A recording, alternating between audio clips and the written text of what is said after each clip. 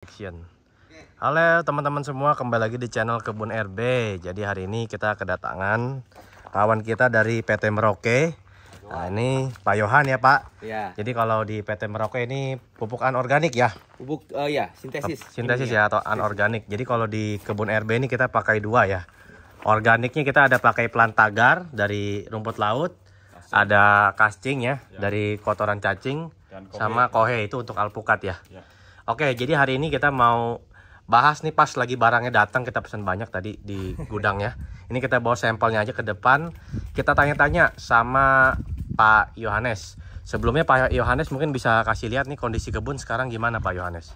Untuk keadaan musim seperti ini ya, notabene teriknya cukup tinggi, intensitas matahari sangat tinggi, ekstrim lah ya. Bisa dikatakan dari korban El Nino juga. Untuk kondisi kebun seperti ini udah cukup oke ya. Kelihatan tuh daun selain daunnya hijau juga akar bawahnya juga akibatnya masih tetap bagus gitu. Jadi sudah kata kelembabannya tetap terjaga. Bisa terlihat rumput di bawahnya Pak. Jadi iklim mikronya betul-betul terjaga. Ini cuman tinggal tunggu hujan saja gitu. Karena untuk beberapa kebun yang sudah saya kunjungi, keadaannya memang cukup parah. Kata lain di sini ya airnya cukup mumpuni lah Pak. Untuk infrastruktur airnya sih oke lah. Cukup ya. Oke, itu untuk sekarang ini Pak ya. Itu oke sih. Jadi kalau saya lihat nih kan nggak bisa terlalu hijau memang karena cuaca ya Pak ya. Memang panas. Jadi kita tuntut papar biar bisa hijau kayak yang di sana tuh kan ada yang hijau banget tuh. Nggak bisa ya. Karena memang panas sekali ya. Luar biasa panas Pak. Gitu ya, aliran air juga kan susah juga Pak. Ya betul. Karena setiap jengkal tanah itu pasti berbeda. Oke teman-teman, sekarang kita lanjut nih, kenapa bisa hijau begini? Pasti ada sebabnya. Ya. Otomatis selain pengairan yang cukup, nutrisi juga tetap dijaga. Nah mungkin papar ini bisa setelah kita pemakaian produk dari Merauke kemarin, apa yang menurut papar yang bikin tanaman tuh mungkin daunnya lebih hijau, lebih bagus pertumbuhannya, itu apa papar? Ya, kita kemarin anjuran SOP yang telah kita terapkan ya. Yang pertama kita semprot fungi sama insek, kita campur dengan MAP. MAP coba kasih lihat papar. Ya, MAP. Nah, MAP. Mikro nih. Terus? Setelah itu minggu berikutnya kita semprot Hayati ya. Kita pakai Merauke MAG. Oke. Ya. Ditambah kemarin itu masih ada KNO, pakai KNO. Terus itu. Ya, kita pupuk daunnya pakai Profit ini yang memicu percepatan daun itu sangat bagus. Kemarin saya coba ini benar-benar super bagus. Karena kemarin kita juga bukan membandingin ya, kita pakai merek lain lah ya, merek lain lah. Merek lain kita selama pakai itu tetap bagus, cuman pakai ini jauh lebih bagus. Ini jauh lebih bagus karena apa? Kita lihat seminggu kemudian itu pertumbuhan itu merata, daun itu nguncup semua. Nguncup semua ya. Nguncup semua dan hijaunya itu nambah. Itu kita pakai ini, makanya kita kemarin juga pesen. Ini baru datang nih orangnya yang nganter baru di sini. Ini saya terima kasih banyak atas barang-barang yang udah sampai sini. Mungkin kedepannya kita pakai lagi karena kita pemupukan penyemprotan sekarang cuma 10 hari sekali. Ini kan kita tanya ke Pak Par sebagai praktisi ya. Mungkin kita bakal tanya ke Pak Yo ini yang lebih mengerti detail soal teorinya Pak Yo. Gimana nih kalau kita jelasin secara teori? Apakah memang ini bagus ya? Mungkin Pak Yo juga bisa jelasin ke teman-teman fungsinya ini untuk di kebun durian tuh apa gitu. Kalau misalnya untuk sebenarnya kan kemarin yang kita bahas itu ya sama papar itu kan penggunaan dirotasi Profit hijau dengan MAP, kemudian dimix dengan magnesium. Nah, kenapa di Profit hijau itu salah satunya kan kandungan N-nya itu tinggi. Dia punya 27%. Juga mikro Fe, Mn, Zn-nya juga cukup tinggi juga. Jadi dengan kata lain hijau atau tidaknya daun selain air ya, kita kan berbicara karena ini airnya sudah terpenuhi. Kalau misalnya kita berbicara unsur haranya, bahwa hijau atau tidaknya tanaman itu dipengaruhinya salah satunya adalah kandungan N organik di dalam tanah itu tercukupi, maka daun tanaman itu akan hijau dengan baik.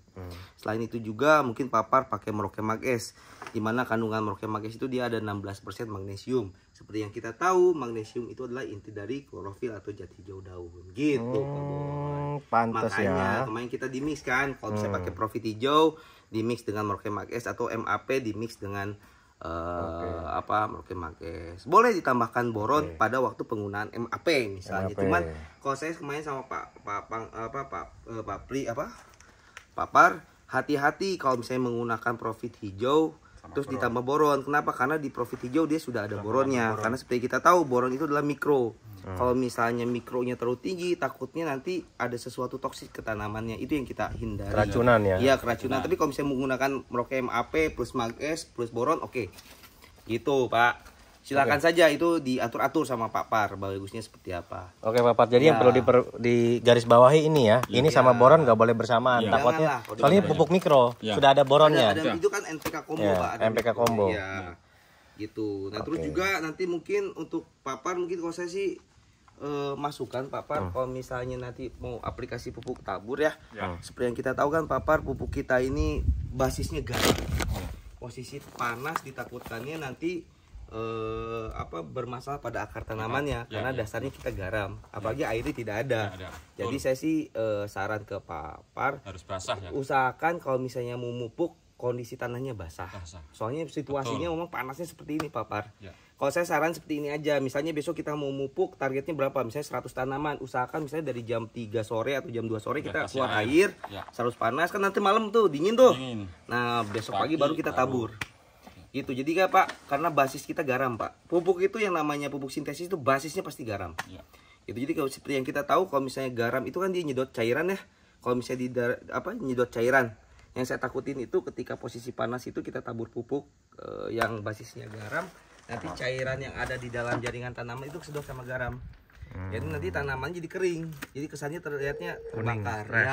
Oh, makanya ada kesan terbakar itu. Terbakar itu salah satunya karena itu. Kurangnya air. Iya, kurang air. Jadi kalau misalnya di luar pekat karena garam, maka cairan yang ada di dalam jaringan tanaman sudah keluar. Nah, makanya dia kekurangan air, kemudian nekrosis atau mati jaringan. Waduh. Jadi kalau kita salah langkah, malah ada tanamannya bukan sehat, malah bisa mati. Tapi untuk keadaan seperti ini kebunnya luar biasa, masih oke lah. Masih oke. Soalnya saya bisa oke karena saya pernah beberapa jalan ke kebun-kebun, aduh posisi sekarang nih payah sekali Pak. Ini juga buat sahabat RB semua ya. Jadi harap diperhatikan pupuk itu ukurannya ke-3 dan ke-4 lah. Itu faktor ke-3 dan ke-4. Yang penting itu yang pertama adalah air, yang kedua adalah bibit. Kalau bibitnya bagus, ya airnya oke, ya pasti ya. Betul. Kesannya lebih enak. Gitu. Oke. Yang pertama adalah emang bibitnya dulu nih bagus. Air, baru ngomongin pupuk ya. Oke, sekarang hari ini kita mau fokus ke pupuk nih Pak. Ya. Jadi bagaimana cara pemupukan yang paling ideal? Jadi kan tadi udah dibahas juga ya. Jangan siang hari atau lagi terik hari lagi panas. Kalau bisa sore ya Pak berarti ya.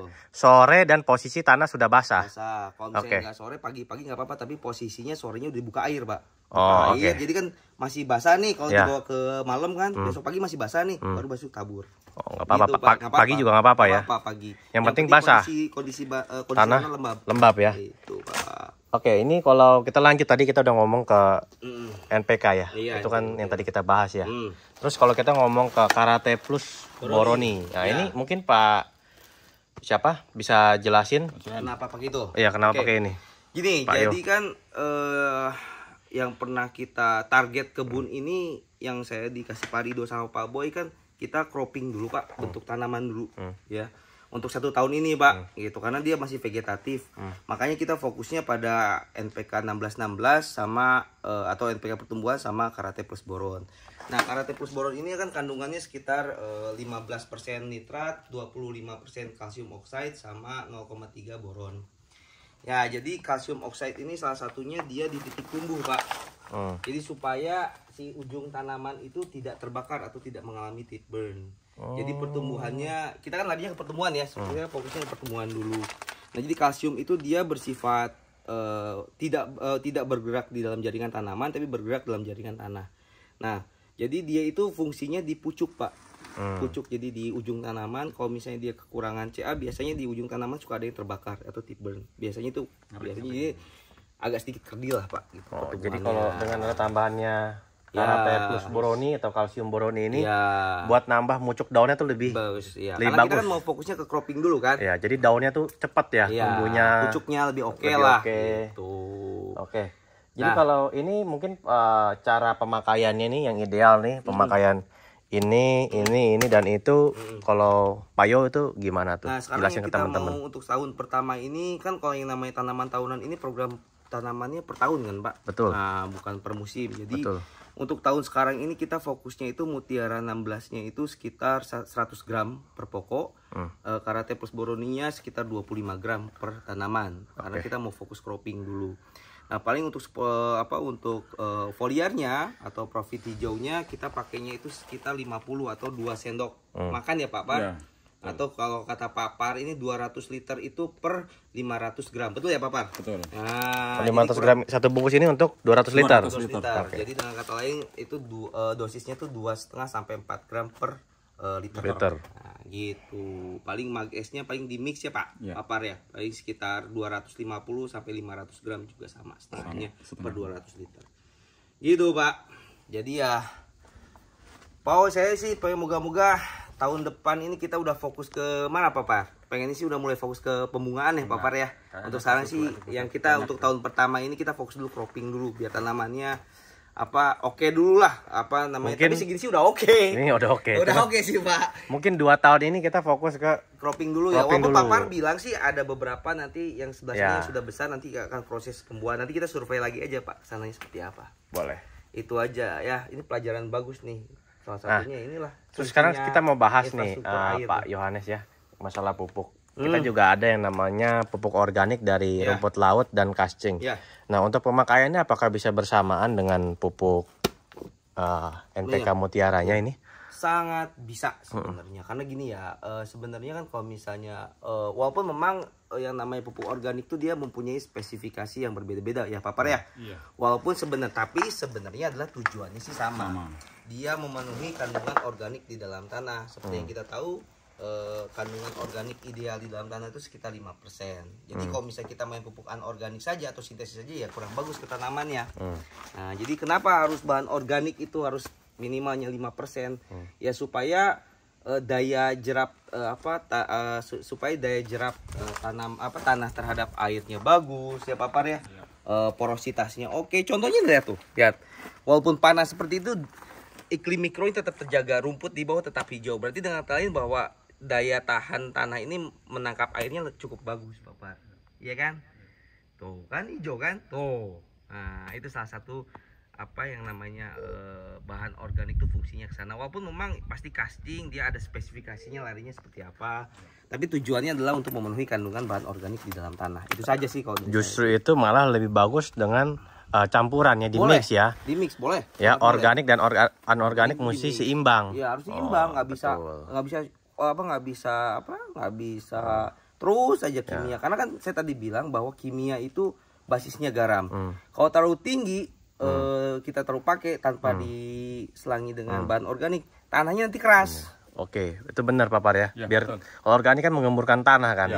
Tapi biasanya masalahnya kalau organik ini fermentasinya belum sempurna. Takutnya jadi masalah ke akar tumbuhan durian. Nah, di situ. Cuman makanya nih kita sekarang dibikin ruangan nih untuk fermentasi begini nih, Pak Yo. Bagus nih. Bagus sih, kaget nih ada pupuk kandang kohe kambing tapi udah menyerupai tanah. Biasanya kan susah tuh Pak Boy. Nah ini udah kayak tanah tuh. Biasanya kan kalau misalnya kohe itu kan yang namanya pupuk kandang itu pondok kambing itu biasanya masih bulat-bulat gitu Pak. Gempal ya. Iya. Jadi ini gimana Pak Par? Apa digiling atau gimana ini Pak? Pertama kita fermentasi dulu. Kohe itu kita fermentasi, kasih M4. Tapi ini udah molase. Oke. Sama molase. Jadi untuk mempercepat M12 ini ya. Nah, pertama kita pakai itu. Nah, setelah kita giling kita pakai M12 sama molase lagi. Jadinya dingin sekarang. Dingin loh sekarang. Kemarin panas loh. Panas kan? Ini udah dingin loh. Kalau dingin berarti udah mateng Pak. Ini. Kalau kemarin sebelum digiling itu kita fermentasi dulu, kasih M4 sama molase. Biar cepat hancur. Prosesnya berapa lama nih Pak Par kemarin nih? Kemarin kita kasih itu 1 bulanan lah. Setelah 1 bulan kita giling. Setelah kita giling ini baru berapa hari ini udah dingin ini? Semingguan lah. Semingguan. Belum hampir seminggu ya, 5 hari ya. 5 harian lah. 5 harian. Ya. Udah dingin. Udah dingin berarti udah matang Pak? Ya. Berarti sudah tidak ada proses dekomposisi lagi. Nanti pas kita pupuk, ini kan mungkin lebih dingin lagi karena kita juga memupuknya dengan teknis. Nanti campuran terakhir kita mau campur trichoderma sama mycorrhiza. Jadi lebih aman lagi. Aman lagi. Oke. Ya. Gimana nih Pak Yo? Kira-kira untuk nutrisinya udah cukup ya? Udah oke lah bahan organiknya. Mungkin nanti kita bakal pantau terus nih keadaan kebun kita nih Pak Yo ya. Bagus Pak, saya udah belajar. Mudah-mudahan kan kita sama-sama belajar Pak Yo. Bisa jadi contoh buat para perkebun nih. Jadi kita bisa sharing. Nih, Pak Par, boleh nomor teleponnya nanti kalau misalnya ada yang mau belajar dulu nih. Oke. Kita semua ilmu yang kita terapkan kita masukin ke YouTube. Jadi yang di YouTube itu kita nggak ada yang kita kurang-kurangi, nggak ada juga yang dilebih-lebihin. Jadi apa adanya pas lagi kuning juga kita share kenapa kuning. Biasanya sih tetap utamanya air.